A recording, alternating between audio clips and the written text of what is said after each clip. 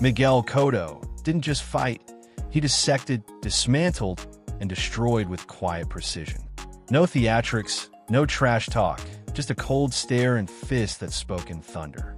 He marched forward, absorbing pain and delivering it back in ruthless fashion. They called him quiet, until he silenced the loudest mouths in boxing. They called him basic, until he conquered 4 weight divisions, leaving behind sweat, scars, and championship gold. Mayweather, Pacquiao, Margarito, Canelo. He didn't chase easy wins. He chased legacies, walked into wars, and came out a legend. And now, he's not chasing headlines, he owns them. With a $25 million empire, luxury estates in Puerto Rico, Ferraris, Bentleys, and watches that gleam like the battles he won, Cotto remains a force beyond the ring. From the grind of Bairoa Gym to the roar of Madison Square Garden, he turned discipline into dominance and pain into power.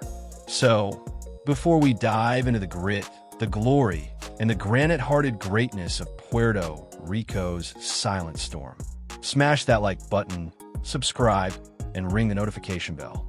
Because this isn't just a boxing story, it's the legend of Miguel Cotto and the empire he built with blood, silence, and steel. Miguel Ángel Cotto Vázquez was born on October 29, 1980, in Providence, Rhode Island, a far cry from the tropical streets and fighting spirit of the island he would one day come to represent. But fate had other plans. Before he turned 2, his family returned to Caguas, Puerto Rico, bringing him back to the soil that would shape his destiny. There, he grew up surrounded by boxing bloodlines. His father, Miguel Sr., his brother, José Miguel, his cousin, Abner, and his uncle, Evangelista, who would later become his trainer. But he didn't step into the gym chasing glory. He went in to lose weight, a quiet boy just trying to better himself. Boxing wasn't just in his blood. It became his identity. What started as a way to burn calories became a way of life, a calling. He rose through the amateur ranks with discipline and fire, representing Puerto Rico on the grandest stages, from the Pan American Games to the Olympics. And when he turned pro in 2001, the world would come to learn what Puerto Rico already knew. This man was different. Over the next 17 years, Miguel Cotto carved out a legacy built on war. He wasn't the flashiest. He didn't dance around opponents. He went through them. From light welterweight to middleweight, he captured world titles in 4 different weight divisions, something no other Puerto Rican boxer had ever done. But his legacy wasn't just written in gold belts.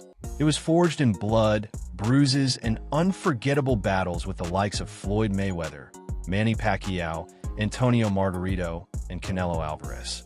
He won. He lost. He got up. Again and again. At his peak, he was ranked among the best pound-for-pound fighters in the world. And by the end of his career, he had earned not just respect, but reverence.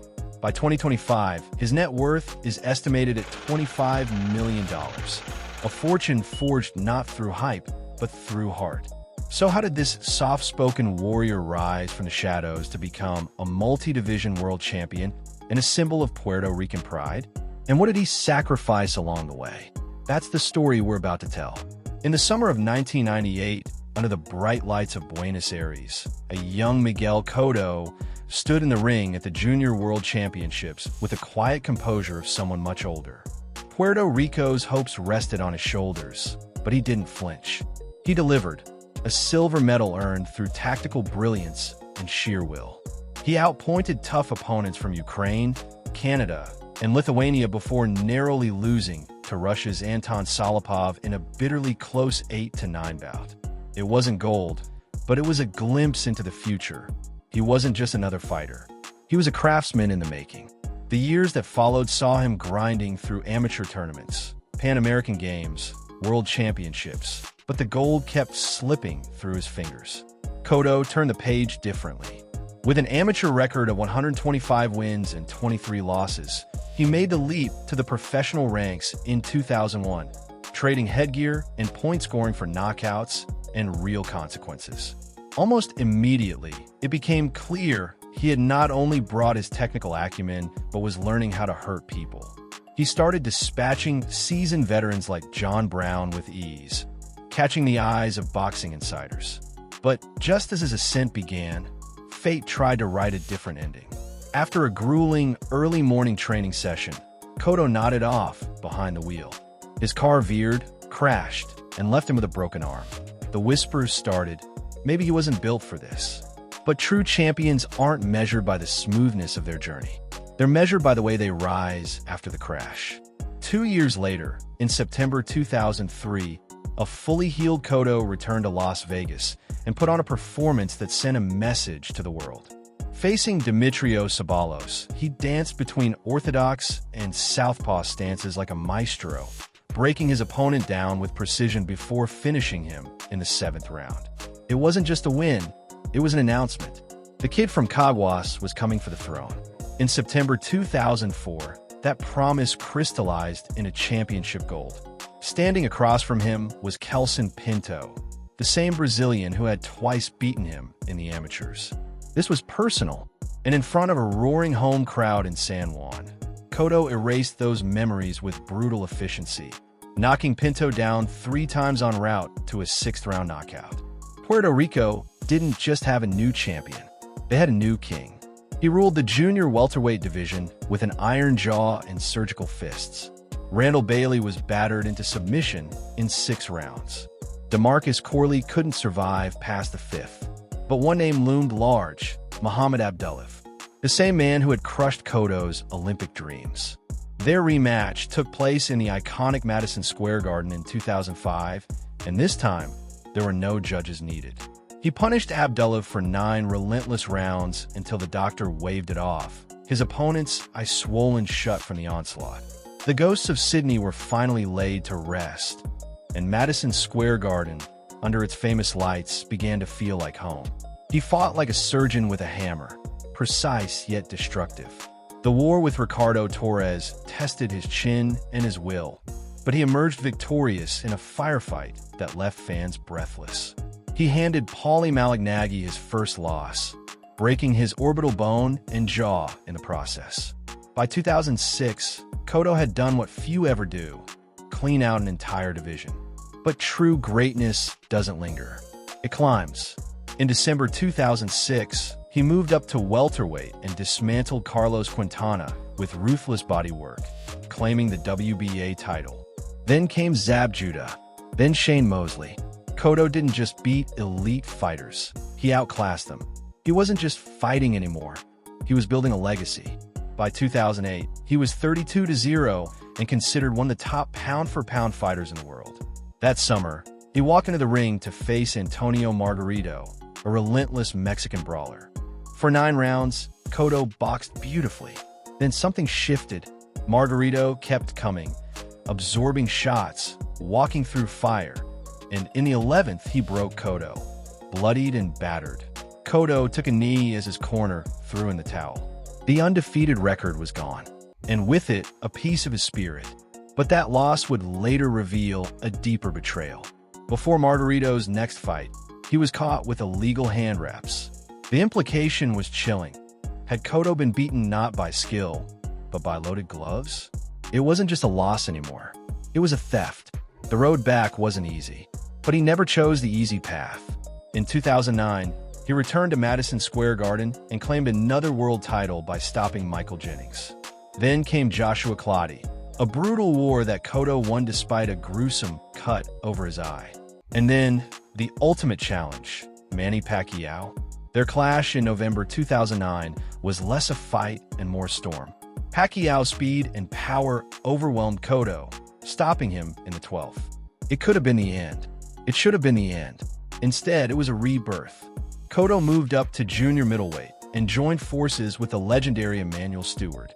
The result? A masterful performance against Yuri Foreman at Yankee Stadium in 2010, making Cotto a 3-division world champion.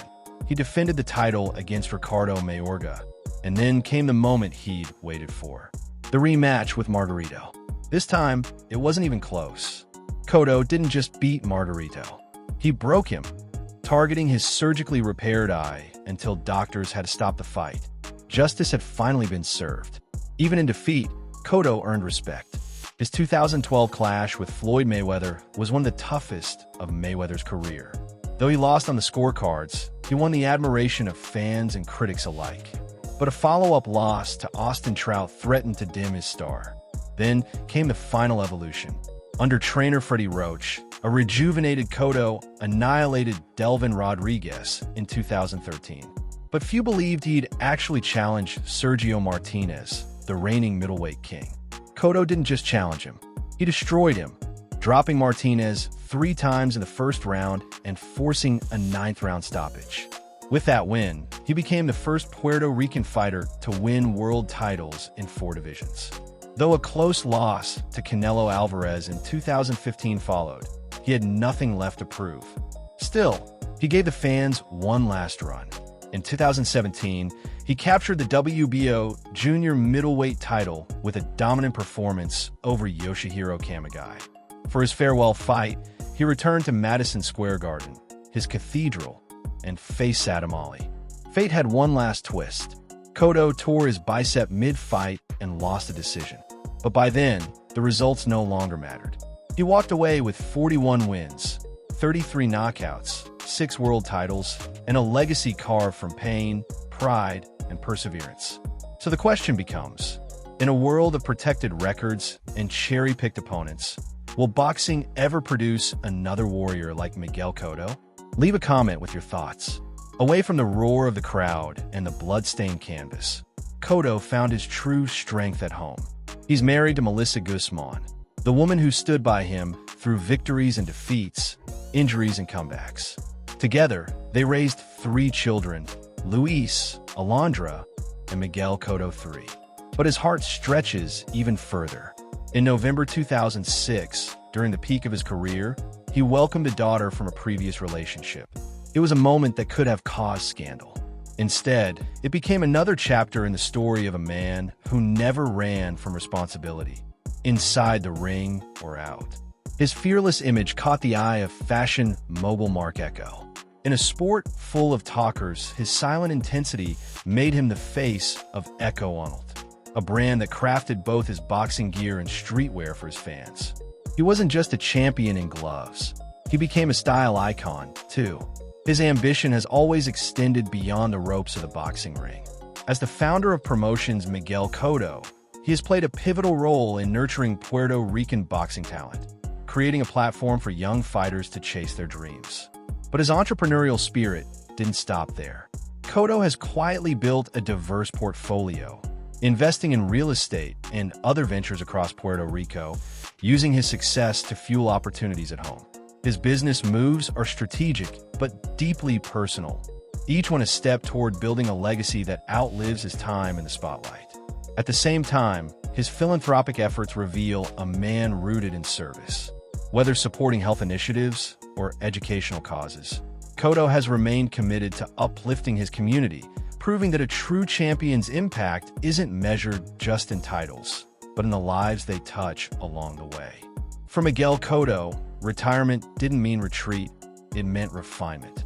In the quiet hills of Caguas, Puerto Rico, he crafted a sanctuary far from the chaos of the ring. His home, a masterstroke of elegance and serenity, isn't just a symbol of success. It's a reflection of a man who's fought for every inch of peace he now enjoys. His garage tells a story just as powerful, a carefully curated collection of high-performance machines that mirror his relentless drive. Though he keeps the full details private, glimpses of his prize cars have turned heads. Sleek Ferraris that roar with Italian passion, aggressive Lamborghinis that embody raw power, and refined Porsches built for precision. These aren't mere status symbols or fleeting indulgences. They are extensions of Cotto's competitive spirit. Vehicles that command the road with the same intensity he once commanded the ring. Step inside his world, and it becomes clear that his life is one of deliberate luxury. He wears time on his wrist with Rolex precision, his suits tailored by the finest designers, each detail chosen to reflect the same discipline and elegance that defined his boxing career. But beyond the polished surface lies a deeper layer. His private training facility, still alive with the sounds of gloves hitting pads and the echoes of past battles. It's a space where he sharpens his own skills and, more importantly, mentors the next generation, passing on a legacy forged by sweat and sacrifice. Perhaps the most revealing corner of his life is his personal collection, a treasure trove of boxing history. Championship belts glimmer under the lights. Autographed gloves from legends whisper stories of triumph and struggle. Relics that don't just decorate his walls, but anchor his identity. Miguel Cotto's lifestyle is more than material wealth. It's a narrative of grit, refinement, and legacy. Even as the spotlight fades, his greatness casts a long shadow.